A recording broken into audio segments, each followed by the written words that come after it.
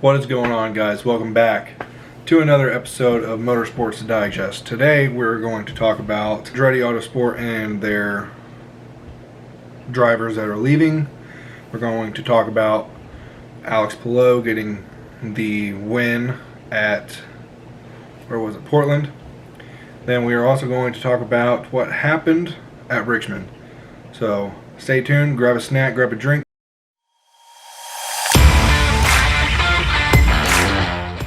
I know in the last episode I talked to you guys saying that Ryan Hunter-Reay was leaving and James Hinchcliffe is leaving Andretti Autosport.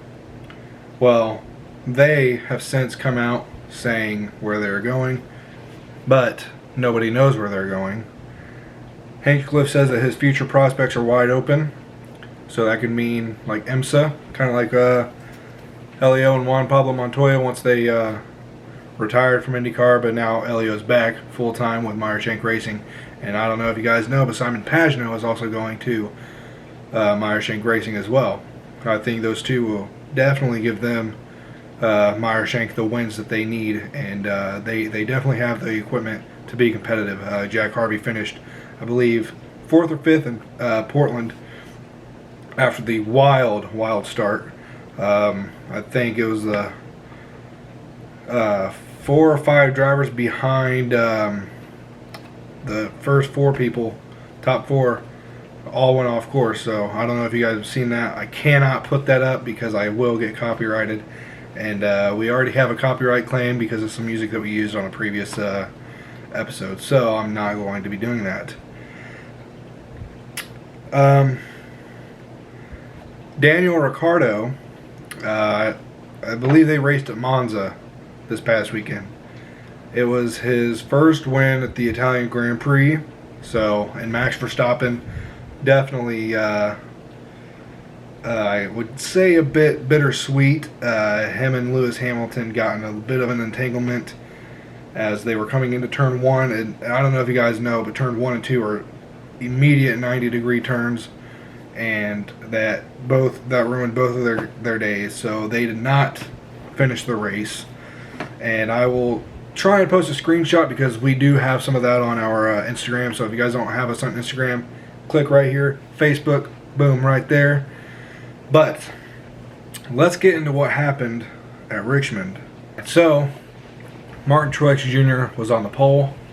I believe Denny Hamlin was starting second, so that's the first row. Martin Truex Jr., and I cannot express this enough, is very, very good on mile and a half and shorter. He's absolutely stunning, and he was pretty good whenever it was who was it? The Furniture Row Racing. He was pretty good with them as well, but he won the race from the pole.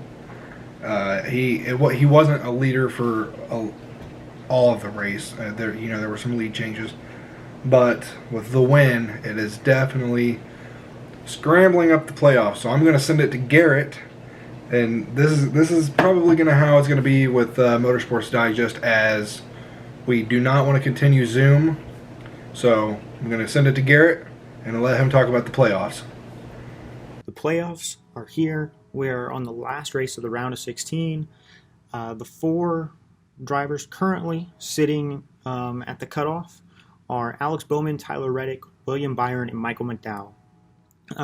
2 drivers are on that list who they do well at Bristol.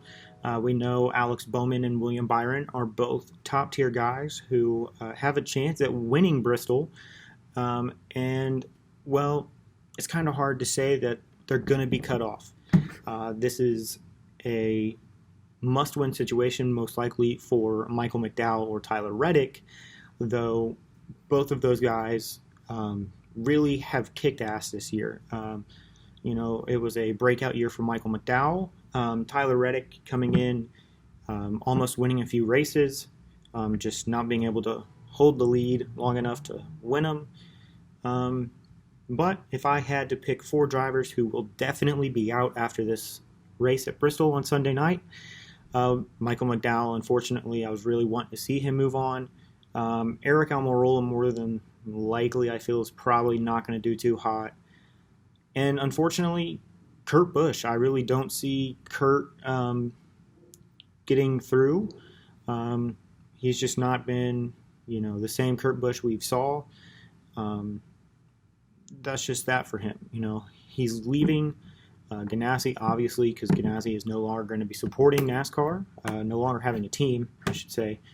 And he's going to 2311. All that matters right now, I feel, is playoffs, but I think Kurt's got something else on the mind, and that being the number 45 car that he will be running next year. Going on to our next topic. The NASCAR schedule has been released for 2022. Some big names on there. Gateway, obviously, being one of the newer newcomers to the list. LA Coliseum, which has definitely gotten a lot of bad feedback, though I'm sure you've seen Ryan Blaney has came out and said that he supports it. He is ready to do this. He thinks it's going to be a great opportunity for NASCAR, in which so do I. I think we're going to see a great performance at LA.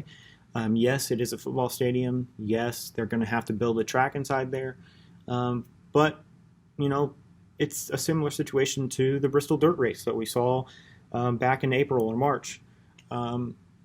Yes, there's going to be hiccups that they're going to have to fix after this year, after 2022. But if they stay at the Coliseum for the Clash for 2023, it'll definitely be better than what it will be in 2022. We're going to see a lot of drivers who hate it, obviously. Probably going to be a few that we already know will hate it. Kyle Busch. Joey Logano probably will come out and say he doesn't like it. Brad Kay, he probably won't like it. Though we're going to have a lot of big names who do support it. I think we're going to see Chase Elliott. He's going to come out and probably say that he wants to do it. Kyle Larson, that man loves short track racing. Christopher Bell, probably, he's going to love it too, more than likely, because he's a short track guy also. He loves dirt. He loves running the short races. And that's my point. We're looking at short track racing as what we want more of as fans, and NASCAR's finally doing it. NASCAR's finally saying, all right, we're going to go to the LA Coliseum and we're going to run a short track. They're making history.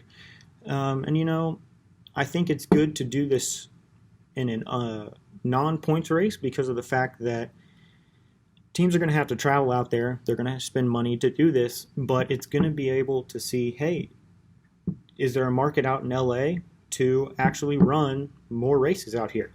And that's going to be a great thing for NASCAR. I think it's going to build more of a fan base out there. And it will be the shortest track that we've ever ran in the modern era. It will be a 0.25 quarter track. It'll be shorter than Bristol. It'll be shorter than Martinsville. They shoot two small tracks on the schedule every year. Another big thing on the schedule for 2022, Indianapolis is going to be the road course again. Though NASCAR has said that they are in talks with the IMS to run the oval in 2023 as well as the road course. If you want more information on that, we will link articles to that, so that way you can read for your own, because we're not going to just spend a whole time talking about that. But some other big things on the schedule for 2022, Pocono's losing a date. I believe it's Dakota. I might be wrong, but Pocono, the Tricky Triangle, I said it earlier this year, I think they only deserve one date. Like many tracks, they don't deserve to have two races in a year. Unfortunately, it's just not that great of racing compared to some of these other tracks that we could have on the schedule. Throwing it back to you, Cameron. Thank you guys for watching. All right, so now we're going to cover IndyCar. We've got the Grand Prix of Monterey as the next race, and that is September 26th. Or no, that's actually this weekend. September 19th, my bad. That is Laguna Seca, for those that don't know. Laguna Seca is probably one of my favorite IndyCar tracks. As you go down through the corkscrew, it's pretty cool. But can Alex Palou win the championship? You know, he won the race last weekend. Can he win this race? Joseph Newgarden and Scott Dixon are trying to fight for the number 1 spot, but I don't think they're going to be able to grasp it with 2 races left. With that being said, Alex Palou, he's definitely got my vote to win the race. And then following that race, we have the Grand Prix of Long Beach. That will be the season closer. That's really anybody's ball game. Simon Pagenaud, he's outstanding at that track. Scott Dixon, he's pretty good. But a lot of these young guys, young guns, they are impressing everybody this year. And same with last year. Colton Herta performed out really well last year. But this year, I really think that he's got a chance to go up. I don't think he's definitely going to win the championship, but the race, for sure, maybe. But that's going to conclude this video for Motorsports Digest. So thank you guys for watching. Go follow our Instagram. Go like our Facebook page. And we definitely have something big planned for this weekend. So stay tuned. Watch our video on Sunday that we will upload. It is going to be big. And that's all I can say. And we're also going to have some news for you guys. We'll be going live on Facebook as well on Sunday. So there's probably going to be a new part of Motorsports Digest coming at you guys. So thank you guys for watching. We'll see you in the next episode.